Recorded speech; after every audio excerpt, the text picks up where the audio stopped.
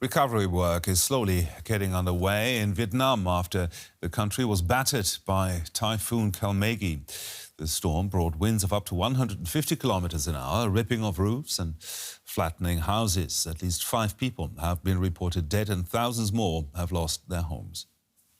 Surveying the carnage wreaked by Typhoon Kalmaegi, some residents of this fishing village in Vietnam's south-central Gia Lai province have lost everything. The waves were too high. The house had to collapse. It had already been damaged once in a previous storm. Now it's fallen again. I have no idea where we'll live. Others tried to salvage whatever they could. Previous storms only took my roof, which I could fix. This one took the whole house and everything I own. Dozens of homes were destroyed in this and neighbouring provinces. The Environment Ministry says Kalmaegi's fierce winds tore the roofs off a further 3,000 and left residents without water. As power companies work to restore electricity to the 1.6 million people in the country who were cut off when the typhoon hit, these villagers improvised to restore communications. Elsewhere in the province, this young shrimp farmer lost his home and his livelihood. At 9 p.m. the storm hit. I went out and there was nothing left. My 2 shrimp ponds had become part of the ocean. I have nothing left except what I have on my body. I am new in this business, so I had to invest a lot. Now I am empty-handed, with nothing to work with. In neighbouring Dak Lak province, evacuated residents returned to scenes like these.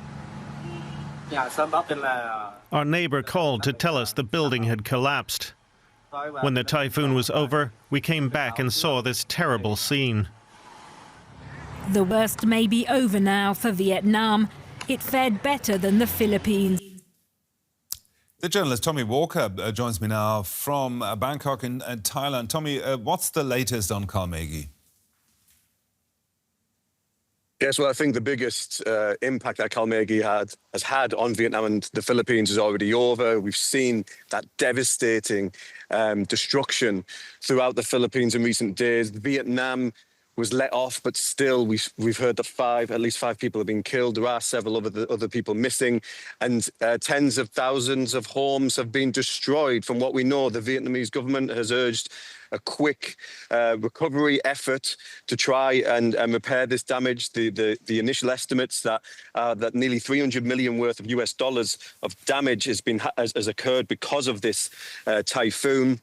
And right now, the typhoon has went into a tropical depression, which means that high winds and floods can happen. But I think the main impact from it has passed.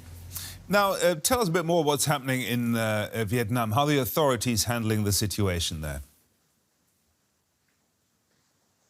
Yes, well, the Vietnamese government has allocated millions of Vietnamese dongs to sort of as a relief effort, and have got rescue efforts, in the Dalat area, especially to undertake recovery missions, to find any missing people, and to repair and get back to normal as quickly as possible. You know, Vietnam, like the Philippines, and certainly in some of these rural areas, can be deeply affected by natural phenomena and typhoons like this. Vietnam itself has been inundated with heavy rain in recent weeks. We've seen ancient cities like Hue and Hoi An flooded. So the recovery effort will take time, and it's not just because of this typhoon, but as mentioned, because of previous rainfall as well. I also understand there is another typhoon on the way. Yes, Typhoon Phongwan, or in the Philippines they call it Yuan, is set to make landfall as early as tomorrow, as Sunday.